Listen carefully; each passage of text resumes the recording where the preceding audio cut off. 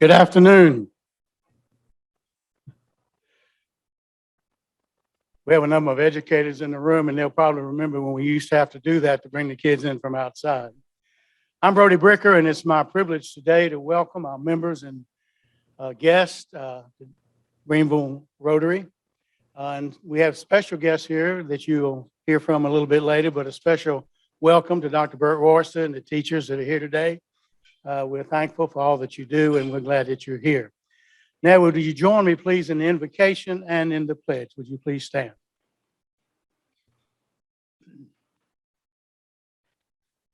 Our Father, we thank you, Lord, for blessings to us and the opportunity we have every day to serve you.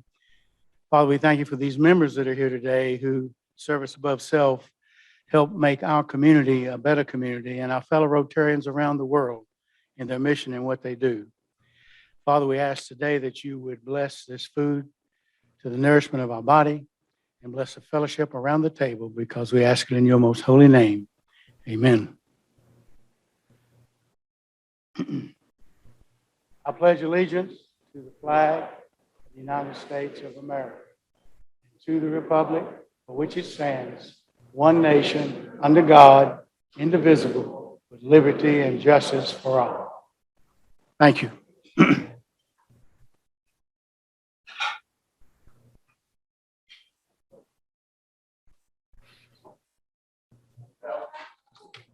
I am not who the program says I am. I got pressed into service at the last minute to do this. I'm Burt Strange. I'm a past president of the club, and I'm here to welcome our guests. I apologize in advance for any names I mess up, but there you go. I've taken and forgotten 5 languages, 6 if you count English, so it's fair game. Tiberius Montesquieu, a guest of the club. If you would stand, please. Sorry, when your name is called. Ann Jadecki, is that right? Jedecki, close. Guest of Laura Tesh. Loretta Stevens, guest of Scott Stevens. She will still be seen with him in public. Who would have thought it? Erin McComb, guest of Chantel Babb. And Stephen Luckridge, guest of Chantel Babb. Philip Wilder, guest of the club. Susan Pascal, guest of Judy Prince. Michael Gear, guest of the club. And Cody Sloan, guest of the club. Let's give all our guests a warm Rotary welcome. There we go, a DEI Minute with Allie and Chantel. Allie is somewhere. Sorry? Can you hear me? Oh, how do I do that? All right, there we go. Well, good afternoon. This is a very special program, and we want to welcome our educators. So, DEI Minute. This one. Right. In light of our Teacher of the Year program today, we wanted to share with educators a resource that we discovered that we think is not only educational, but inclusive. And as the co-chair of the DEI committee, that's important to me. So commonsense.org is the website. The mission is to ensure digital well-being for kids so they can stay kids despite access to a very adult digital world. We noticed some of the organizations and foundations that provide financial support to commonsense.org, many of which also support National Public Radio, and for us was evidence of the quality and legitimacy of the site. All right, for 15 years, commonsense.org has been a resource to millions of educators, parents, and policymakers, advising them of digital best practices for kids' well-being. There are tons of resources and reviews for parents on what your kids are getting into. There's an entire tab with Spanish language resources. There's info on advocacy. And one of our favorite resources is the tab for educators with a host of teaching tools for the classroom. There are book recommendations like these inclusive topics, books with deaf and hard of hearing characters, extraordinary Black women in American history, and uplifting books about Black and brown kids. Drill down into uplifting books about Black and brown kids, and you find a host of recommended readings. You can even sort by age group. The website again is commonsense.org. Thank you, educators, for creating an inclusive and welcoming environment for all our kids every single day. This has been a DEI Minute with Allie and Chantel.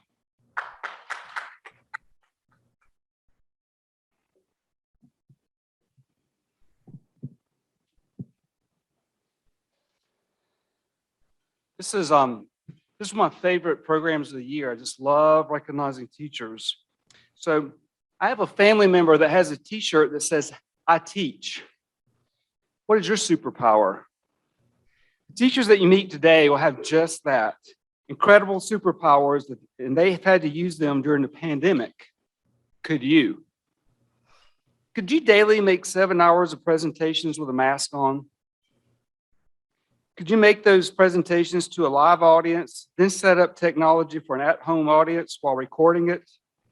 Yes, all by yourself. Could you have 5 consecutive days of meetings that had 6 mini meetings each day where you had to count for who sat where for each meeting? Could you plan a program that the average person could understand, a non-native speaker could understand, and a person with special needs could understand? Could you survive a lunch that lasts about 20 minutes in which you have to go to the restroom while there are 25 children sitting at your table? Could you spend your evenings and part of your weekends as an event planner? Could you deal with parents who are upset because their children aren't doing well with the virtual learning situations that we're in? Could you do all this with a smile on your face?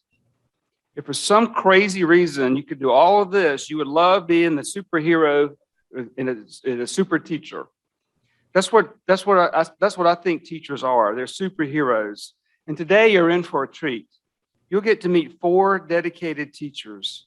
These professionals have not only mastered their subject matter, they look after the needs of their students and provide a positive learning environment. With us today are the Greenville County Teacher of the Year and the 3 finalists. To kick off our program, we'll welcome Dr. Burke Royster, the Superintendent of Greenville County Schools. Dr. Royster became the 10th Superintendent of Greenville County Schools, the nation's 44th largest school district, in 2012. A 40-year veteran of public education, his tenure as superintendent has been marked by significant advances in student achievement with a particular focus on improving the district's graduation rate and ensuring that students are college and career ready. In a nod to the progress that has been achieved under his direction, Dr. Royster was named an Education Week Leader to Learn From, one of Greenville Business Journal's 50 most influential, and was the 2018 South Carolina Association of School Administrators Superintendent of the Year. As a result of his direction and expectation, and through the hard work of all the teachers, administrators, and staff, Greenville County Schools' graduation rate rose by 15 points to 87% in his first 5 years. During that same period, the district saw even higher increases in the graduation rates for low-income and minority students. The signature of Dr. Royster's tenure is called Graduation Plus, and it's the key ingredient to the district's focus on building a better graduate. Graduation Plus works to increase student achievement and engagement by providing meaningful opportunities for every student to graduate with a South Carolina state diploma plus industry certification and/or college credit. On Track initiative in partnership with United Way, Furman University, and other agencies is a key component of Graduation Plus. This time I'd like to call Dr. Royster up to tell us a little bit about how the district is doing.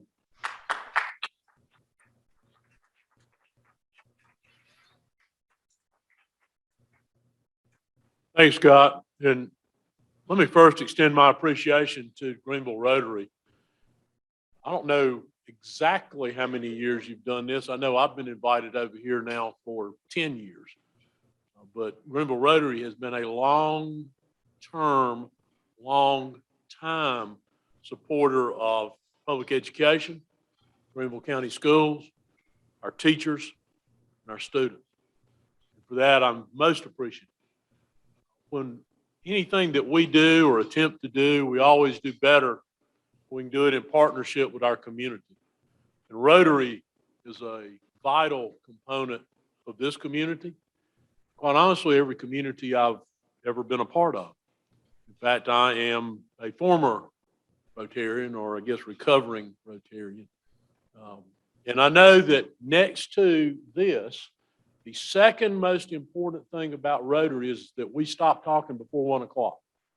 If not, y'all just get up and leave because you got somewhere else to go. So I'll try to be brief, perhaps more brief than my introduction. I'll get whoever sent that over here and strike some of it out. But I do want to talk a little bit about the district and about our teachers and our other employees. One, we are the largest district in the state of South Carolina by about not quite double the next largest. We're the 44th, 45th largest one in the country. We've got over 76,000 students. If you count everybody, including substitute teachers and adjunct coaches, we have nearly 12,000 employees spread over 800 square miles, sitting in 12.3 million square feet of building.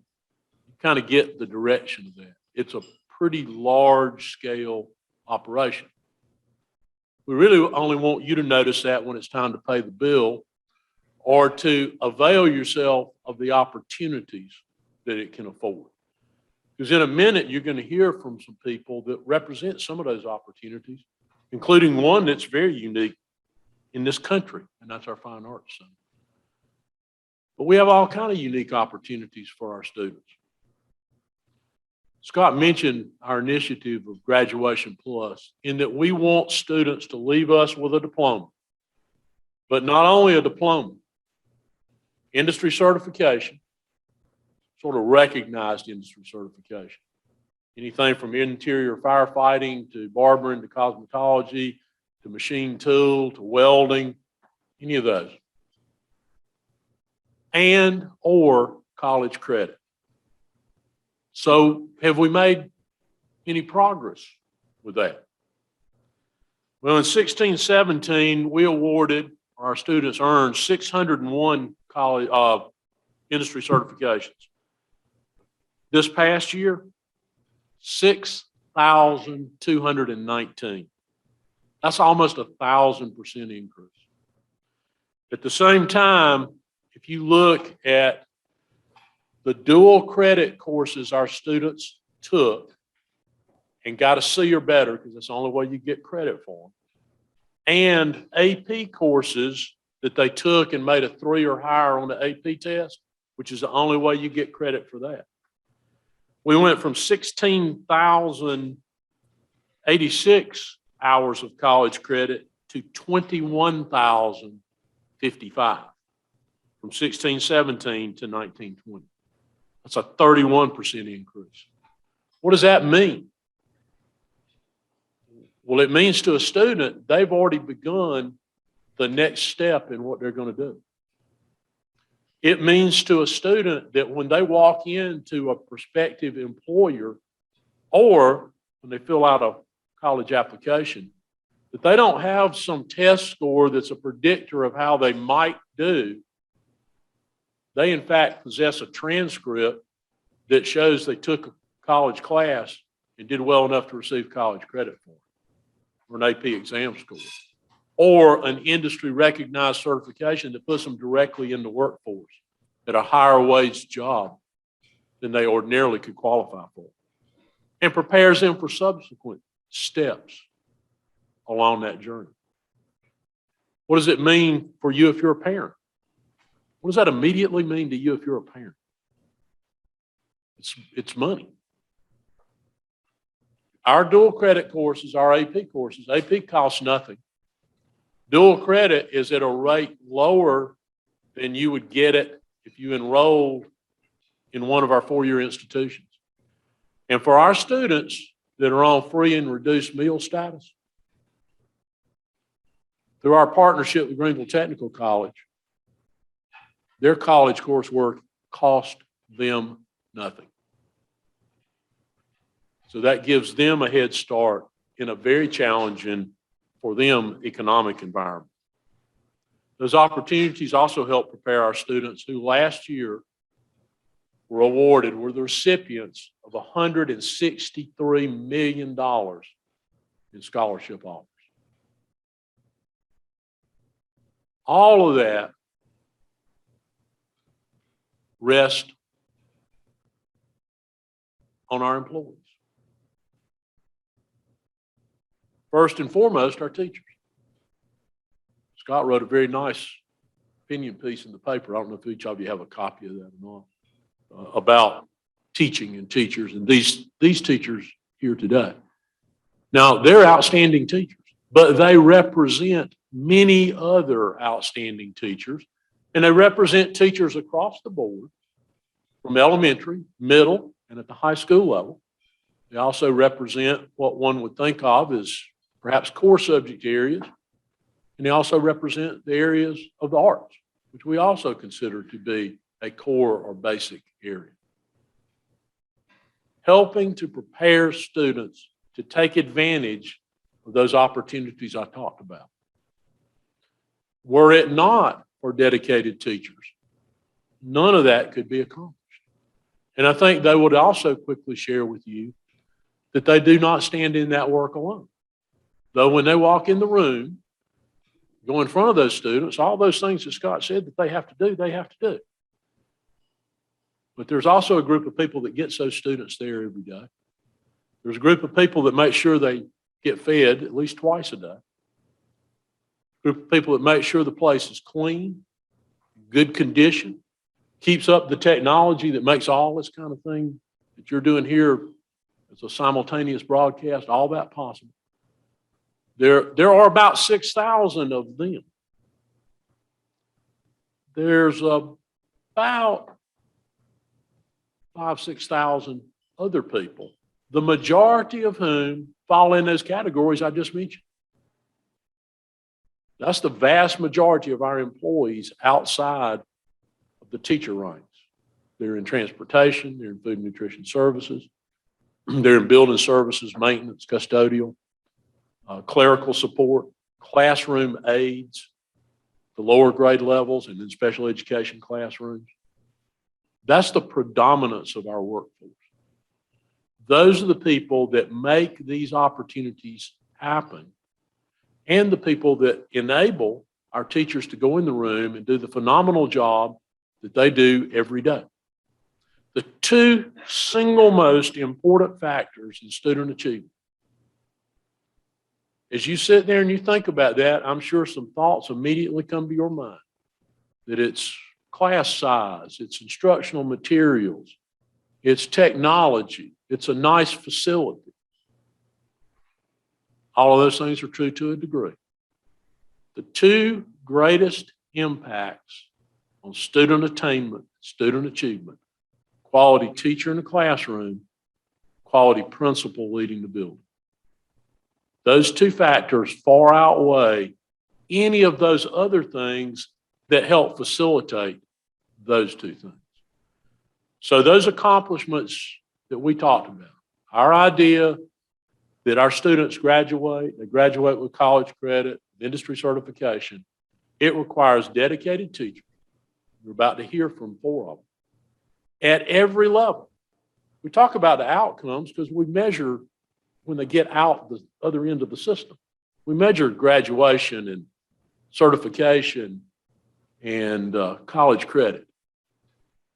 But without instilling basic knowledge at every level from the time they enter school till they leave as a senior, at every grade level and in every classroom, they will not be fully prepared to take advantage of those opportunities. And we are most fortunate to have an outstanding group of teachers that make sure that every day they make available to our students the very best opportunities and the support and direction that those students need to have to take advantage of those opportunities. Because it is vital to the health of our entire community that we have an educated population. And when I say health, I'm talking about every aspect of health, not just your physical health, your mental health, but your economic health. Every measure by which communities wish to be judged and what we want to point to as positive and good and the reason people want to come here. All those things are driven by educational level of every student in every community, in every school throughout this district. So I am pleased to be before you today and to lead into our teachers sharing with you their perspective on what they do to make all those things possible. Thank you again for your support and your recognition of our teachers.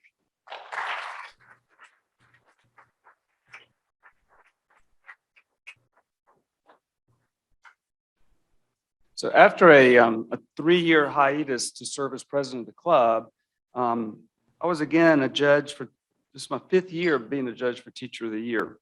Before introducing our Greenville County Teacher of the Year and the 3 runners-up, let me explain just a little bit about the process. So last fall, each school in the district nominated a teacher to represent them for Teacher of the Year. These nominees filled out extensive applications with biographical information and essay questions concerning the nominees' teaching philosophy and perceptions of the teaching profession. These applications were scored, and that's how we came up with our top 10 teachers. There were,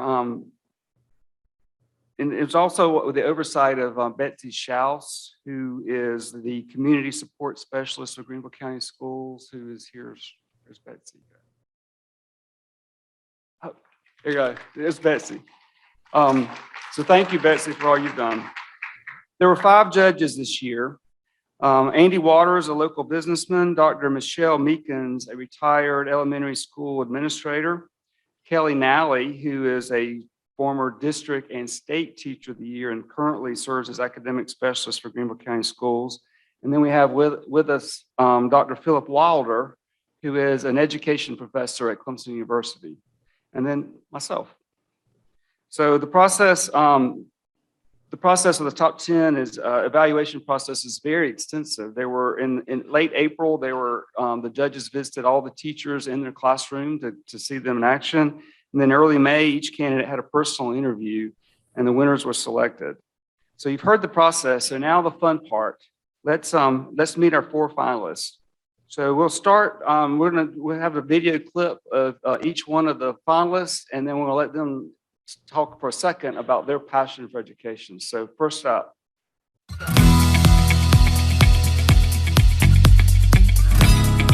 Hi, I'm Anna Hazenkamp, and I teach English Language Arts and Social Studies at Greenville Middle Academy. And then we came up with this just from our brains. What do we call that? I think my greatest contribution to education is sparking passion in students. A lot of students come into my classroom hating writing, thinking that writing is just about writing these boring 5-paragraph essays. And then we try to do some really fun, engaging things. You just have like an abstract because it's a piece of something. Recently, my students were practicing inferencing. So we started with a mystery picture. They each got a very tiny square, and they had to create a larger image of that square, and then we put all those puzzle pieces together, and that allowed us to build a bigger picture. It was a picture that they recognized. It was Migrant Mother from the Great Depression. And so from there, I was then able to really dive into the science of what it means to build an inference. I believe that teaching is both an art and a science. It's an art because I have to craft engaging lessons that captivate students' interest and keep them hooked and connected to the lesson. I think the best gift that you can give a child, being able to communicate clearly and precisely, will benefit them throughout the rest of their lives. I'll bring it back. So Anna is not only a great teacher, but she already had, you can see how young she is, and she already has her PhD. So there is a bright, bright future ahead of her. So now we're going to give each one of our, after the video, we're going to give each one of them a chance to speak. Thank you. Well, I'm Anna Hazenkamp. I teach 7th grade language arts at Greenville Middle Academy. We are a magnet school for traditional and global studies. The traditional focus of our school focuses on reading and writing across the curriculum. Let me begin by saying thank you for your support, not only of the Teacher of the Year program, but also of education and our students throughout Greenville County. For me, one of the kind of scariest parts about teaching is that so much depends on it. The future of our city, of our county, of our country is in our classrooms each day. And that's a lot. But one of the most joyful parts about teaching is that I get to have conversations with these wonderful 12-year-olds every single day. And it's amazing the thoughts and the opinions that kids already have by 12. They're very much these almost fully developed people with very strong opinions. And through these conversations, and they maybe sometimes don't realize it, that we're developing these world-class knowledge and these world-class skills that are part of our Graduation Plus program. In my class, because I'm an English language arts teacher, a lot of our conversations, the spark of that conversation is books. And that's really what I want to talk to you about today, is something that I'm really passionate about within the field of literacy for our kids. And it's building places and spaces for children to see themselves and others through the literature that they read. Sometimes in education, we talk about books being mirrors and windows. And today I'm also going to add that books are sliding glass doors. Students need books to be mirrors. They need to see themselves in what they read. Representation for our students matters. Seeing themselves in what they read is an important gift that we can give to students to uplift and inspire them. It helps them not only connect to the text, but to see their bigger connection to the world, giving them a sense of belonging. Books are also windows. They give readers a glimpse into the lives of others, places, times that they otherwise wouldn't be able to experience. They're able to read and understand new perspectives, how to honor others' opinions, how to honor different cultural heritage. And finally, our students need literature as sliding glass doors.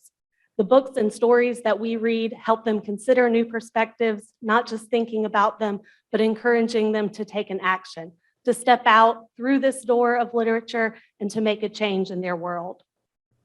Those of us who are enthusiasts of children's literature and middle grades literature tend to be somewhat idealistic. We believe that if we can just get the right book in the hands of the right child, the right poem, the right story, that it will change their life. On the other hand, we have to be realistic. We know that books won't end poverty. They won't put food on the table for our students. They won't solve the traumas that we as educators see our students face throughout their daily lives. But it can help our students learn to understand one another and our world and help change attitudes towards difference. When there are enough books available that act as mirrors, windows, and sliding glass doors, I believe our children can grow up seeing that we are different and we're similar. We can celebrate those differences and similarities because together that's what makes us human. So from the conversations I'm able to have with my students, I'm confident that in Greenville County, we're nurturing a future generation of leaders who have knowledge, skills, and most importantly, empathy to solve the problems that they will face in the world.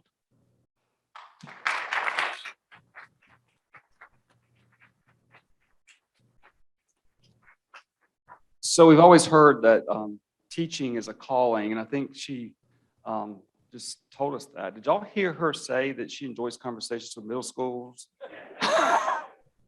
So, Anna, congratulations on being named third runner-up, and on behalf of the Rotary Club, please accept this cash gift. Thank you. On to our next finalist, Sarah Poole.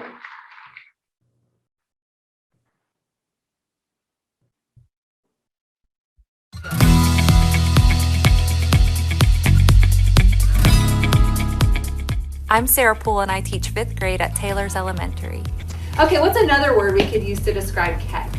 I really strive to make sure that my students know that it's a warm and friendly environment, but that also we love books in my classroom. We talk about books. We read every day and discuss books every single day. Hannah is a very important character. Reading is at the foundation of everything that we do. We read books that have diverse characters, that are about all sorts of different topics. Conflicts, believe it or not, are important to character. It's important that we create kids that love to read and are intentional readers and that are even critical readers. We want our children to leave school with the ability to recognize what's correct and what's incorrect, but also be able to just talk about what they're reading with others. And it really opens up conversations, not just about academics or about what's going on with them, but what's going on in the wider world. All right, so I'm Sarah Poole, and I just discovered my soul sister right here, Anna Hazenkamp, because we're going to talk about, we've talked about a lot of similar things. So just a little bit about me. My passion for education began as a child because my mom's a teacher. So we always joke that teaching's in the family blood and all of that. When I became a teacher myself and had my own elementary classroom, I discovered I wanted to become the best reading teacher possible. Reading is so important. So just think about for a second how often you engage in text, with text, every single day. We're absolutely surrounded by text, whether it's for personal purposes, like reading some stuff on social media, keeping up to date with daily news by reading articles, work-related purposes, like the never-ending emails that I'm sure you all get. You may have even just gotten a few text messages just since I began speaking. We are reading constantly. And the purpose isn't just to read and retell what you read, or read and take a quiz afterwards, or read and just briefly read aloud to read fluently for somebody else. We're reading to make meaning of what we're reading, and we're reading to act on it, to make decisions. So when you hear teaching reading, and that's a passion of mine, you may have visions of helping students sound out words or retell a short story they read in a textbook. And while part of teaching reading is that how-to, it goes way beyond that. It goes into looking for ways to make reading purposeful and to challenge students to think deeply about books and articles that we read. It involves reading aloud rich literature every single day and giving students the opportunity to have authentic conversations about what they read. It's also making reading exciting and relevant to them. So it could involve something crazy like what the people who came in to see me teach saw, and that's listening to current songs and analyzing those song lyrics and looking for figurative language and digging for those deeper themes. Students need opportunities to engage with text in ways that allows them to make meaning from what they read and discuss their ideas and conclusions with others. So my belief is that if we give students these opportunities to engage in meaningful conversations around text, show them that reading is relevant and important, and model for them being engaged readers ourselves, we're setting them up for a more successful future. At the elementary level, we're always thinking about what we're doing at that level, and that's laying that solid foundation for future learning and building readers who can not only read the words on a page, but can make meaning based on what they read and even go a step further and take action, are on a path to be well-prepared graduates and end citizens in our community as well. We're equipping them with those tools that they need to productively engage in that text-rich society that we're all a part of.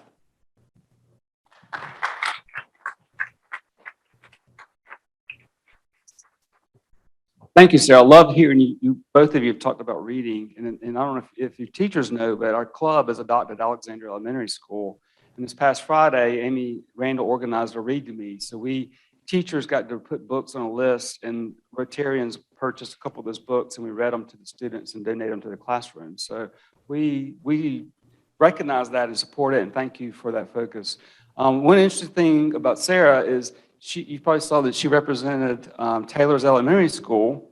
Well, she's such a great teacher that she was hired this past year to be instructional coach to work with all teachers, particularly new teachers, at Lake Forest Elementary School. So that was a great tribute to you and your skills. So on behalf of the Rotary Club, congratulations on being second runner-up for Greenville County Teacher of the Year, and please accept this cash reward on our behalf. Thank you.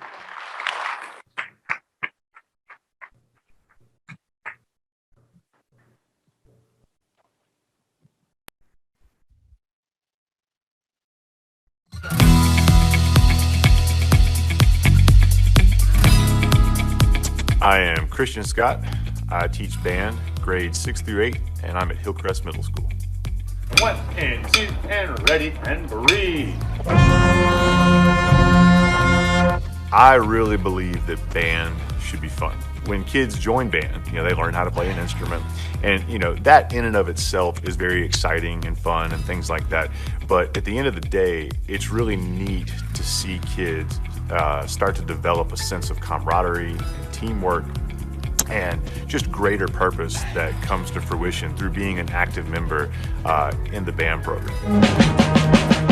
As an educator, it's really rewarding when your kids see the value, not just in what they're doing individually on their instrument, but when they feel valued and feel like they're a part of a greater collective whole. Oh, good job at brass players. There's a lot of hardware and stuff that you can achieve by being a really good band director, but there's nothing better than, the daily interactions that you have with your kids, and for your kids to have that trust in you. And I think that my students see that, and I think that's why they're so excited to be in band, and I think that's why they enjoy being a part of what we're doing at Hillcrest.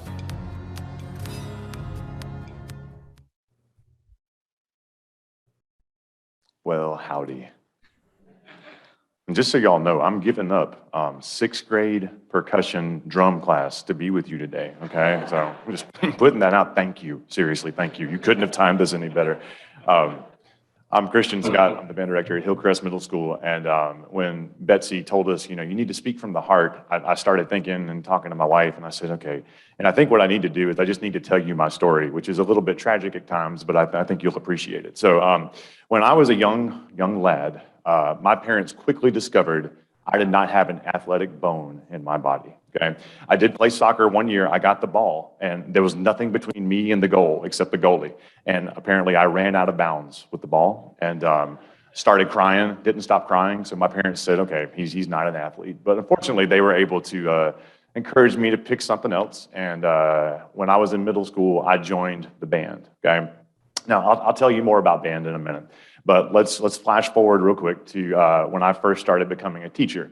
And the good Lord was looking out for me because I went to church one Sunday and I was very much, the young teacher, distraught with how things were going in the classroom and just not happy with, maybe this teaching thing is just not what it's supposed to be. Maybe I'm not ready for this. And the message that Sunday was, the pastor said, and I'll never forget, he said, if you'll find your misery, there you'll find your ministry.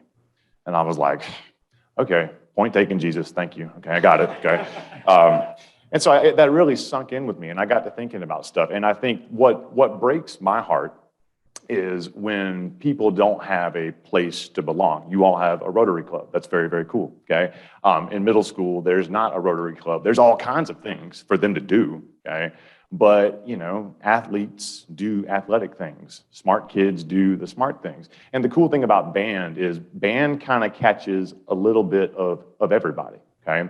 Now, if you come to our school, we have a thing, okay? We call it Band Fam, and that's short for band family, okay? And it's a hashtag. We put it on social media. Kids are all about hashtag. It's still an ampersand to me, but whatever, okay? Hashtag Band Fam. And if you come to my classroom, you would see athletes. You would see smart kids. You would see, let's call them, yeah, they are, believe it or not. They are very, very different. Yeah, so we have the athletes, we have the smart kids, we have the not so smart kids. And notice I didn't say athletes there, I said not so smart kids. But we have a little bit of everything in band. And I think that makes that really, really neat. When I was in band, okay, when I was in middle school, just hard to believe this, but I was not very popular, okay? I was tall, but I was very, very, very large, okay? And the thing I didn't tell you is when I joined band, guess what instrument I played? Oh, it wasn't the tuba. No. Old Christian picked the flute, okay? Now, middle school bullying, you've heard about the seriousness of bullying and how serious we take it as a I'm pretty sure it started with me, okay? Because, being a big boy, holding my little flute, and I would go around the school, and man, I took it on the chin, okay? Big time. But when I went to band, it was a safe place. In band, I got to be the cool athletic kid that could throw the football and not run out of bounds with the soccer ball. And I got to do it through playing the flute. And that was a safe place for me. And so I remember that Sunday hearing that message in church, thinking, I want that for my students. Now, the reason I want that, and I tell my kids this, because they'll say, oh, Mr. Scott, you're getting too serious, you're getting too serious. And there is a serious side to band, okay? That this is the suppressed athlete in me, but we have like competitions and things. And of course, I want to go and do well, and I'm all about that. But they'll get on me sometimes. They'll say, oh, you're taking it too serious. Calm down. You know, band is not life. And I said, you're right. Band is not life for all of you. It is life for me, okay? And it's life for some of you. I've got kids in there that, you know, that they love band, that they basically live in the band room. I have to kick them out every single day, okay? But I tell them all the time, while band may not be life for everybody, band is symbolic of life for all of us. And how you handle your responsibilities in that classroom ultimately determines how you're going to handle your responsibilities in other people's classrooms. So we have a saying to go with Band Fam, and it's kind of like our motto, like you all have your thing over here. And we say, band kids are good kids. Good kids become great people. Great people do awesome things. And that's something that we kind of stand by, because in band, you know, you have to work together in order to put a finished product out there. And, you know, now listen, when I was in middle school, high school, college, I would have taken a 97 in some classes all day, especially science, man. Science, science not for me. I'm not for science. But in band, a 97 is not good enough, okay? We played Ghostbusters this morning in 8th grade, okay? And if I had to tell you, I had some students, they were playing it at 100%. Sounded great, sounded like Ghostbusters. But it took one not so bright person to make one mistake in one particular measure, and it didn't sound like Ghostbusters anymore, okay? And my kids get that. And I think that's a big part of what the bigger picture, like you've heard from my colleagues already and Dr. Royster, the bigger to do is we're trying to get them ready for life outside of school and the responsibilities that come with that. And I think, you know, again, good Lord knew what he was doing, because I'm not good at much else. But when he put me on the track for band, that's where I'm supposed to be. So, you know, again, thank you all for your support of education and what you do for us. And it's, you know, the struggle is real, as the kids say these days. But there's a light at the end of the tunnel, and we're steadily heading towards it. So thank you all so much.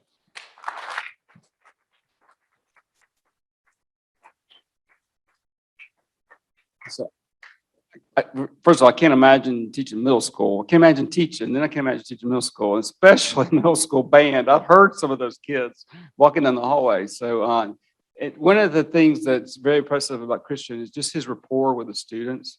And unlike, I mean, all teachers are very dedicated, but when you're a band teacher, it requires a lot of after hours work with the students, and a lot of really volunteering.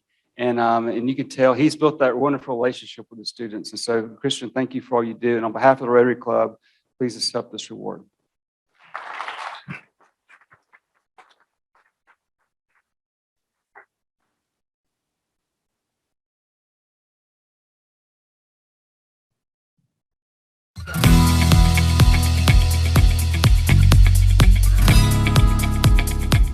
Hi, my name is Ann Tromsness, and I teach arms drama for elementary and middle school, and at the Fine Arts Center, theater foundations for high school. Why droops, my lord, like overripened corn? My job as a theater teacher is to help facilitate all those different types of thinking.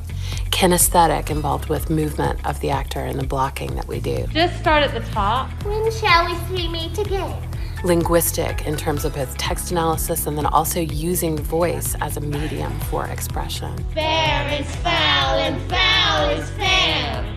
So opening tableau for scene 2. I try to really reinforce to my students, if you're interested in theater, you are interested in every subject. So go into that biology class and look at how pattern and process plays out on stage and how it also plays out in nature. You can find great inspiration there. So that gave me chills. That leads us to some atmosphere. Everybody comes in with something different. So the fact that we get to share that and make it manifest together is a pretty awesome honor to be able to do every day.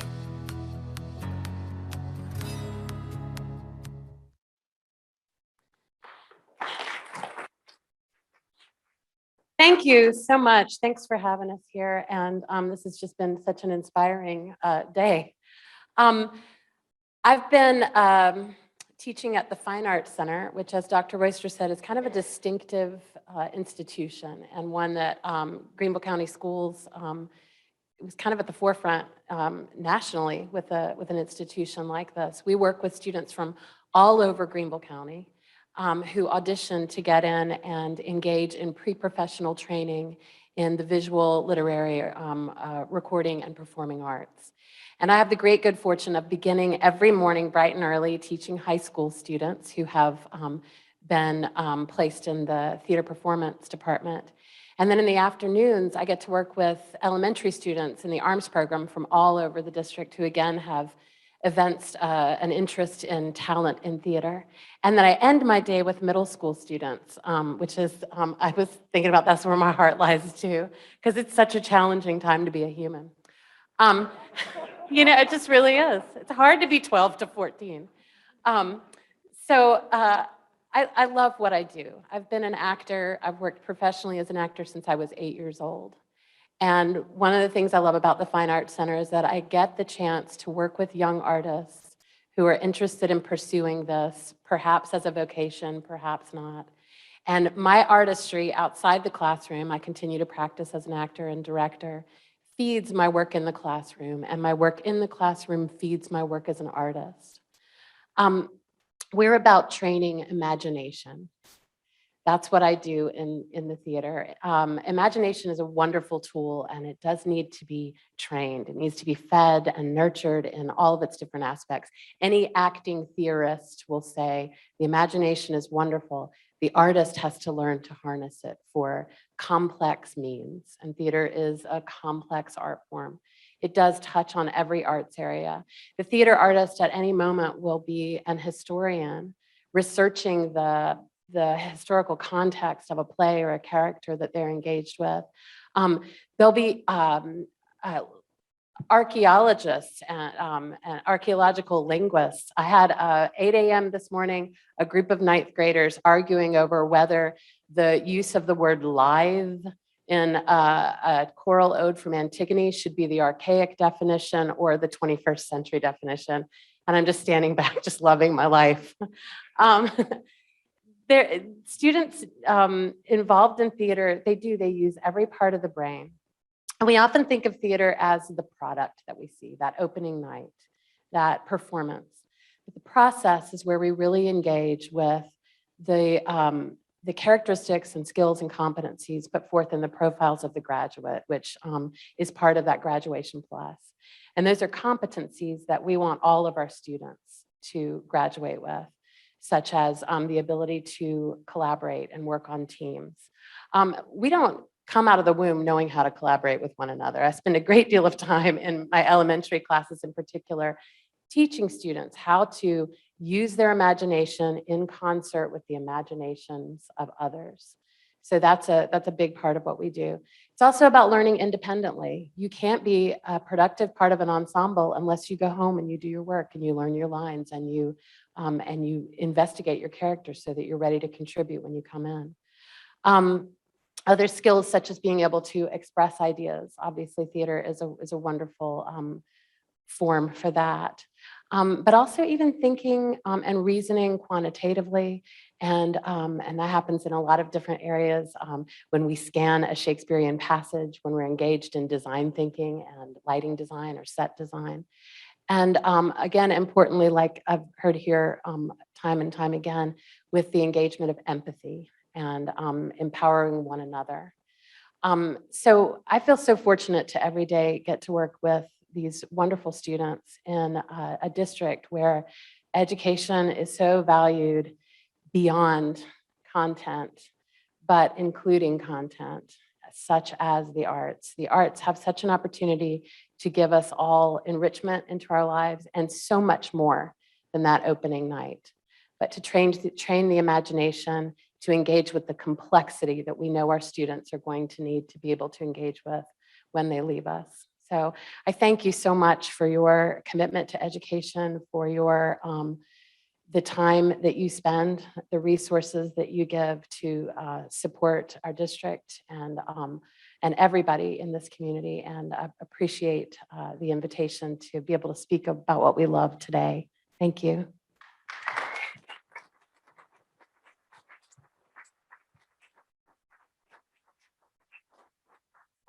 Thank you, Ann. That was wonderful.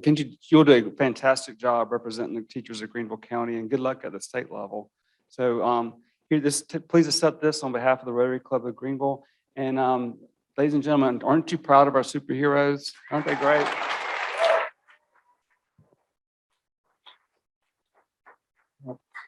I also want to thank Michael Greer and Cody Sloan for putting together the audio visuals for us today.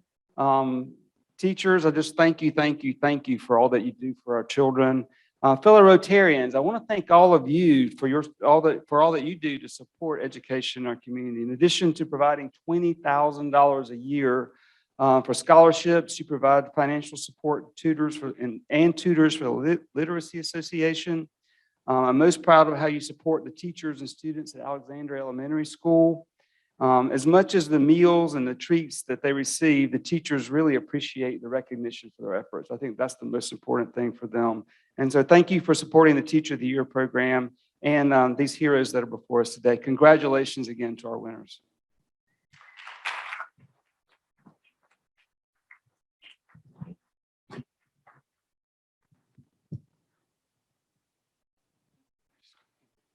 Leave it to me to figure out.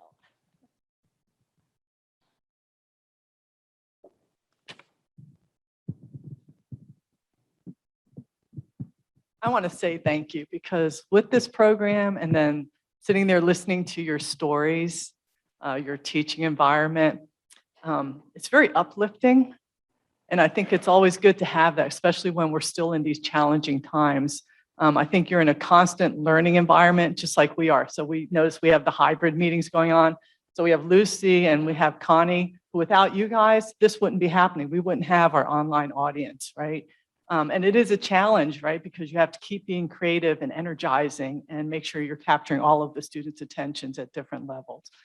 So with that, I found myself sitting here and reflecting on teachers who were impactful to me while you were speaking.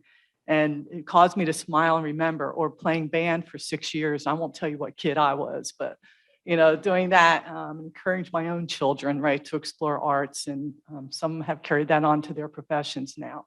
But it is very inspiring. And then Dr. Royster, extremely challenging times, right? And you have to deal with the public, the educators, you have the whole package, right? And so for all of you, I was just thinking when you're first talking about superpowers, I bet you have all discovered new superpowers in these times, right? That you never knew you had. But thank you, and please continue to contribute and to make the lives of our children better. Much appreciated. And Scott, awesome panel that you pulled together for, coming up with who these teachers were. So thank you for that as well. So with that, we do have some closing announcements. Caroline, if you're here, we have our October 12th, I think, is our fall social. You wanted to say a couple words, and do you want to use the mic? Check. Okay.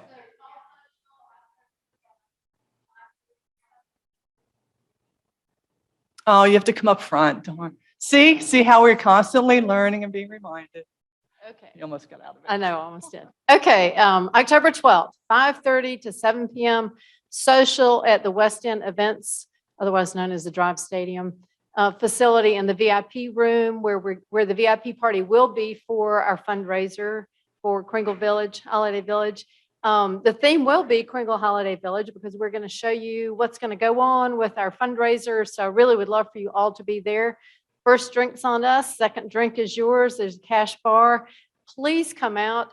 The room is open on 2 sides, so it's almost like being in open air for those of you who are concerned about COVID.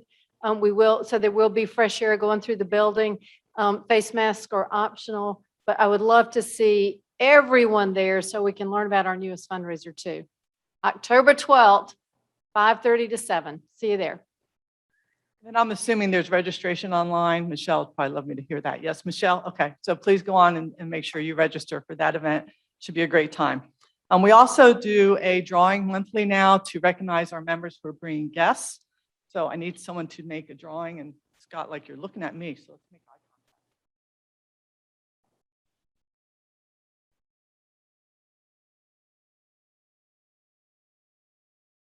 And the winner this month is George Fletcher. I believe it's a soy candle. Is George still here? Where are you, George? Oh, I'll give it to you afterwards then. Thank you, George, for bringing guests. Okay, so Kringle Holiday Village. I'm bringing my shirt today. So these are out front. We are actually selling them. I think they were $15 a shirt. And it is in full force, full swing, very excited. They have over 30 vendors now, which I think is even more than what they were imagining that the group would have. We are taking volunteers to sign up. The days are December 11th and 12th. Even if you signed up the first time, please sign up again. This is just a general interest, and then there will be more specific assignments available. And right now, because there's such a great number of volunteers stepping up, it looks like they'll just be asking people to fill certain time slots. So it's a great time. Anybody 16 and older. So if you have family members that would like to volunteer as well, please do that.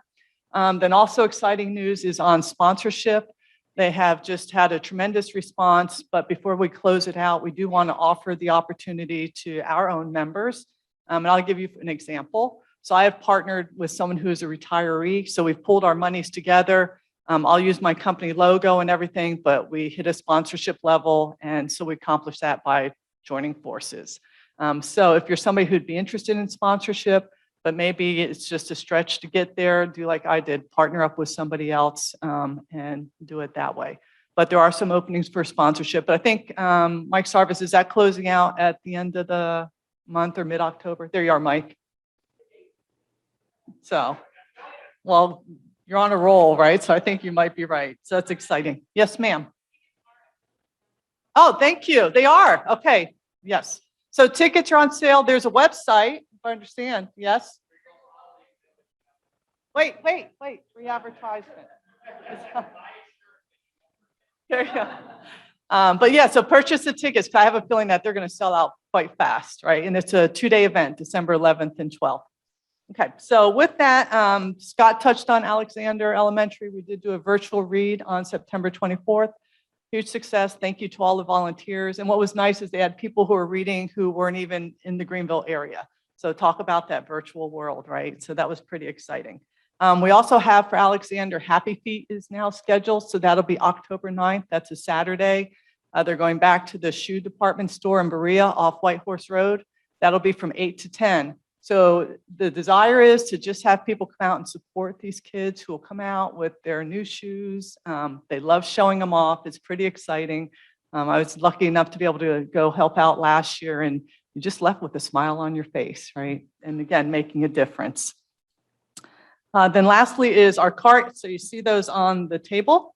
So this is for Alzheimer's research. So if you have any change in your pocket, singles, whatever, please make that contribution.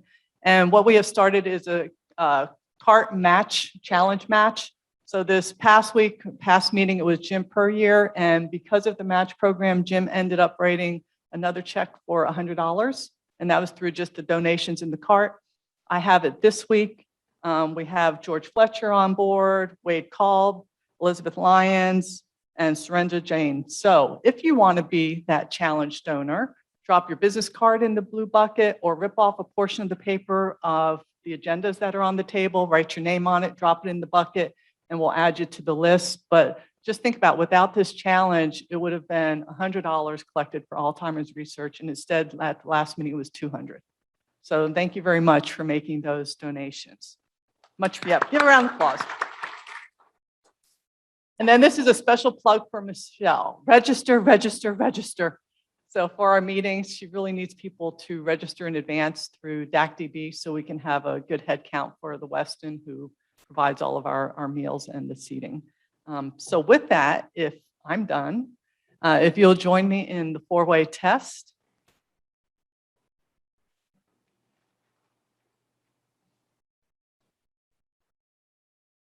Of the things we think, say, or do, is it the truth? Is it fair to all concerned? Will it build goodwill and better friendships? Will it be beneficial to all concerned? Thank you for today.